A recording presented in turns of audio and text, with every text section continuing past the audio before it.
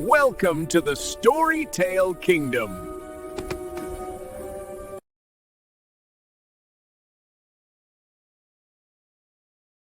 Once upon a time, in a bright and sparkling valley, tucked away from the rest of the world, there was the sweetest village you could ever imagine. This magical place was called Honeyvale, and in Honeyvale, just about everything was made of honey. The houses weren't built of brick or wood. They were huge golden honeycombs that shimmered in the sunlight. The cars didn't have rubber tires. They rolled along on sturdy honeycomb wheels, leaving behind the faintest sweet scent. The schools and workplaces were giant, magnificent beehives, buzzing with activity and glowing with a warm, amber light under the sun. And who lived in this incredible village? Well, the bees, of course. Millions of busy, happy bees. Their leader was the wise and graceful Queen Elo. She wasn't just a queen. She was a friend to every bee in the village, known for her incredible kindness and a warm, golden glow that seemed to follow her everywhere she went. For as long as anyone could remember, Honeyvale had been a happy and prosperous place. It was a perfect little world. Every single morning, as the sun peeked over the horizon,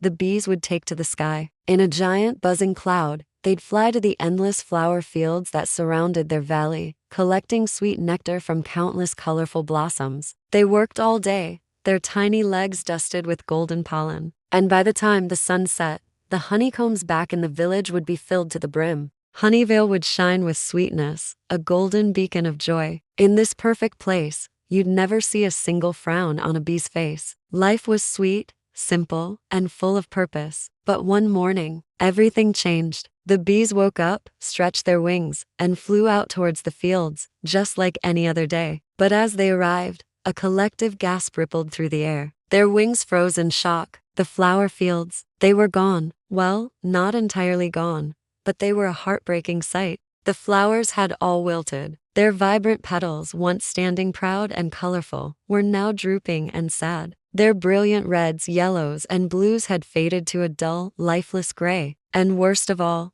their precious nectar was completely gone. Panic began to bubble among the bees. They searched all day, flying farther and wider than they ever had before. They explored every hidden meadow and every secret grove, but they couldn't find a single living flower. Not one. Without nectar, the honey production in Honeyvale screeched to a halt. The effects were felt almost immediately. The magnificent honeycomb houses, once strong and gleaming, began to develop tiny cracks. The sweet honey cars, which used to glide smoothly, stiffened and became difficult to move. And the cheerful, constant buzz of the village, it faded. A quiet, heavy sadness fell over Honeyvale like a thick fog. Seeing the despair in her people, Queen Elo knew she had to act. She gathered all the bees in the grand honey square, the very heart of their village. Her own glow seemed a little dimmer, but her voice was strong and steady as she flapped her elegant wings. "My dear bees," she said, her voice echoing through the silent square, "we built this village together, with our own wings and our own hard work. And I promise you, together,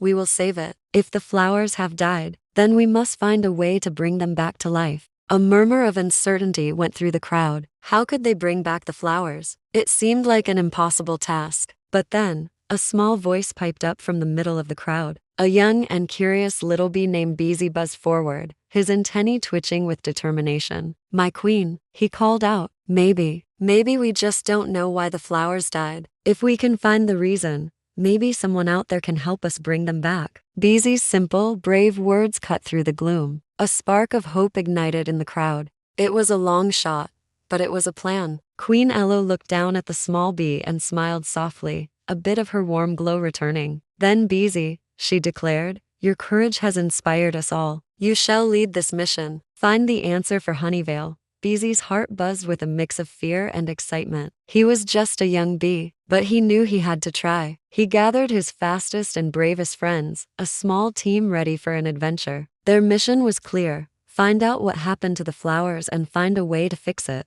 They flew out of the silent village and headed deep into the forest, towards the now barren fields. They searched among the wilted stems and faded petals, looking for any clue. After hours of searching, tucked away in the shade of a large dry leaf, they found a very old butterfly. Her name was Lyra, and her once beautiful wings were tattered and dull. She was so weak she could barely speak. "The wind," she whispered, her voice like rustling leaves. The wind has changed these past few weeks. It doesn't blow the right way anymore. The flower seeds, they cannot travel to new soil. And the air is so still. Their nectar has dried up. If you want to save the flowers, you must speak to Zeph, the wind fairy. She is the one who guides the winds. She may be able to help you.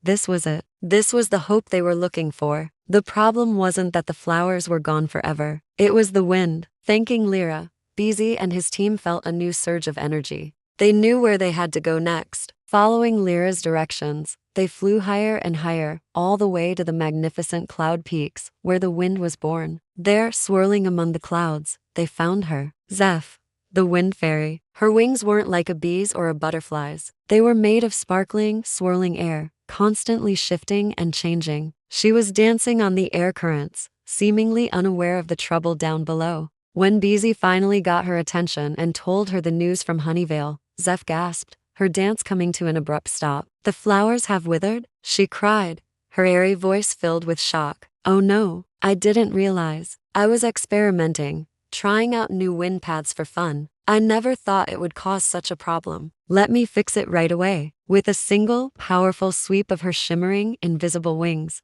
Zeph sent a mighty breeze rushing down from the peaks and across the valley. It wasn't a harsh wind, but a gentle, life-giving one. It danced over the fields, rustling through the dry stalks and carrying life back to the tired soil. And then, something magical happened. Hidden seeds dormant in the ground began to awaken. Tiny green shoots pushed their way through the earth. And in moments, blossoms burst open again, bright, colorful, and full of fresh, sweet nectar. The fields were alive once more. The bees couldn't believe their eyes. They cheered and buzzed with pure joy, spinning and dancing in the air. They raced back to Honeyvale as fast as their wings could carry them, spreading the wonderful news. The work could begin again. The village sprang back to life. The joyful buzz returned, louder and happier than ever before. Soon, the honeycomb houses were repaired and glowing. The honey cars sparkled as they rolled through the streets, and every corner of Honeyvale was filled with the sweet scent of success. Back in the grand honey square, Queen Elo looked at Beezy, her eyes filled with warm pride. Her golden glow was brighter than ever. "Sometimes," she said, her voice full of emotion,